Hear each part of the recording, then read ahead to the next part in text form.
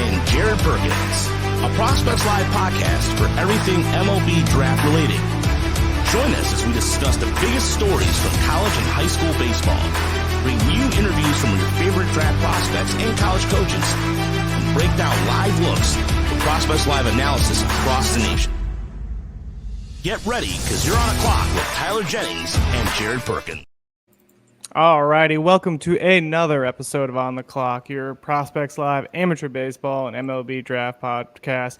On the Clock is presented by Jaw Bats. Jaw Bats provides the highest quality action maple, handcrafted, fully custom bats, apparel, accessories, and more. Click the link in our bio and use the code OTC10 at checkout to get a discount on your first purchase. All right, we have an awesome guest with us here today. We have Devin Taylor, outfielder out of Indiana. Devin, how are you doing today, man? I'm good. How are you? Good. We appreciate you taking some time to join us. First question we always ask guys, share a little bit about your journey, kind of how you've gotten to where you are today, just for the viewers who don't know you. Yeah, so I'm Devin Taylor, outfitter from Indiana. Basically, my journey through here is just hitting with my dad every day, since I was 6 years old. He would always take me and my brother just to this local high school field, and we'll just hit every day, just every night. We'll go into a facility, just hitting and hitting. That's all we did our whole lives. And then once I recognized, I say at 12 years old, where I started playing select ball, competitive select ball, it really just got going that I really could play baseball for a long time over basketball, because I played basketball in high school as well, but I was just a sixth man of the year. Nothing too major, but just to grind. Basically my life has been relaxed, but it's just baseball and recovery and everything that you could really ask for, basically. I love it. Just kind of on the human side of the game a little bit. What are some of your passions away from the game, right, that kind of take you away from those performances on the field and gives you an opportunity to reset and those kind of things?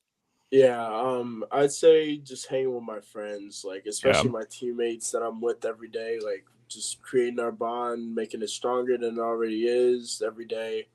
And maybe we'll play video games sometimes together, or just enjoying nature and enjoying everything outside of baseball, since we're just kind of always on the job during the week. We're lifting, we're practicing, we're playing, scrimmaging.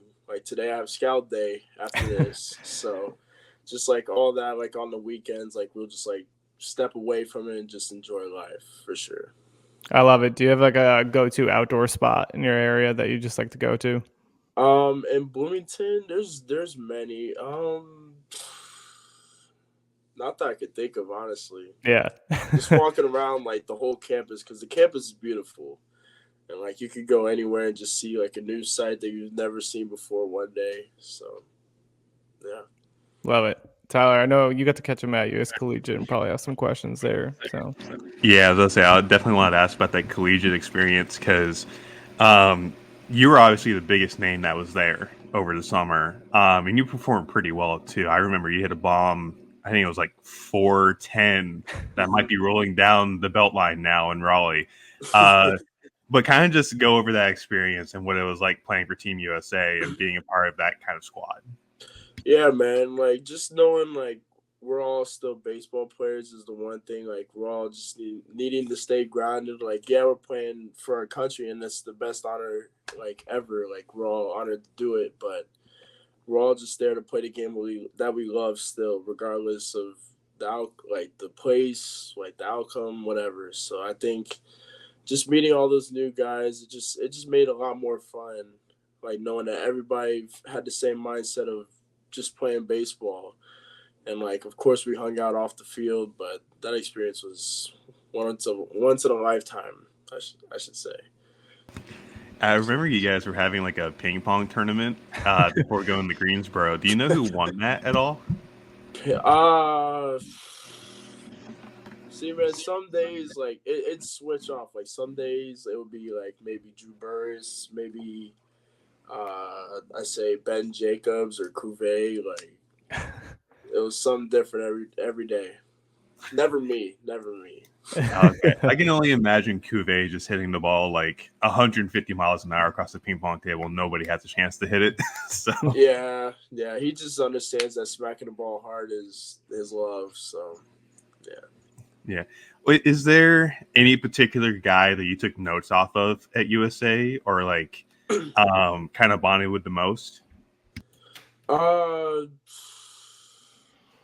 honestly, I'd say RJ Austin, since he was my throwing partner. Like, I was always around him.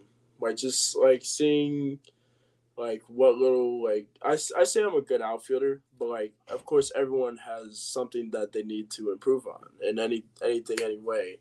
And like my goal this summer was to improve more, like get more range in the outfield. And I know RJ is one of the fastest people in the country. Him and Drew Burris just playing alongside with me, so I always like took tips. And I know that we have to take BP serious, because as an outfielder, that's like kind of the only like real game reps you get outside of the game, of course. So I made sure to just get tips off of them every day, just talking on the bus or in the hotel or wherever we were at.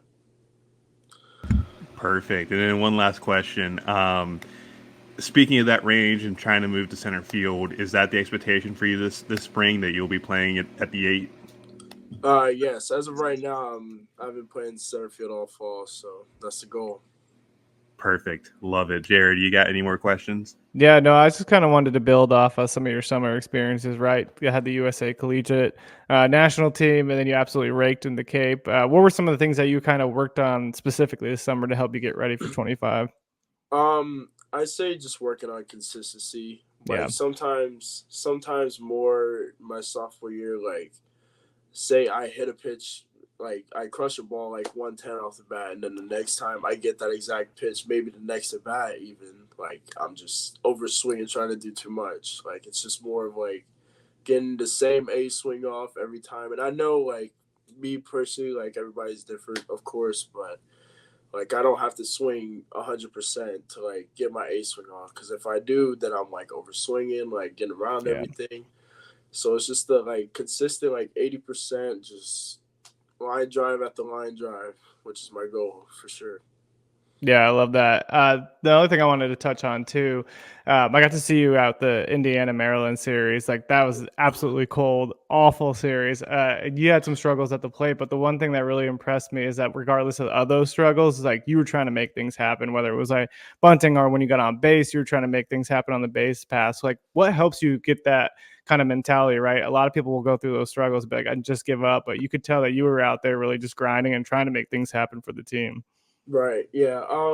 Just for me personally, like I love just I'm like a team guy. Like I Yeah. try to just like do anything to help the team win. Of course, like the Friday game at Maryland, I went 0 for 6. And everyone's like going 4 for 5, 3 for 5. I'm just like, all right, then I just gotta like do something to help in the field at least. Like just anything to like help my team win is my goal.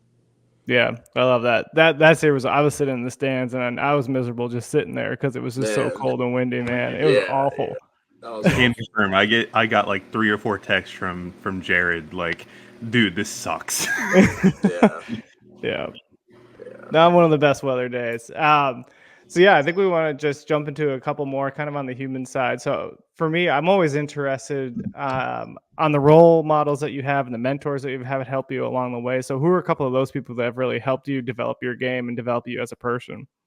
Yeah, I say number one, of course, my dad, just taking Yeah. me every day, even when like I have a lot of homework or I don't want to at like 10 p.m., just taking me and my brother out just to go hit like even 5 rounds, like nothing too heavy. Another role model I say is Lance Durham, son of Bull Durham that played in MLB. He was my hitting coach back at home. Cool. He's just really like tuned into my swing to where like the consistency can come out just like more and more often every day, and it's really helped. Like sometimes, like say like at Cape Cod, like I did really bad in the playoffs, and then I went home, hit with Coach Durham, and then my swing's just back to normal, like just feeling amazing. And he just like found like he always like finds like a switch that like I don't even know in the moment that like I need just to feel good. So I say those two are. There's a lot more, of course, but I say those two are my top two for sure. I love it. The last question I'm going to ask before we get into kind of some rapid fires, put you on the clock here. For Indiana, what are some of your guys' expectations going? Like the Big Ten has an expansion, you're getting ready for the upcoming season, but how are you all trying to build off of 24 and get ready for 25?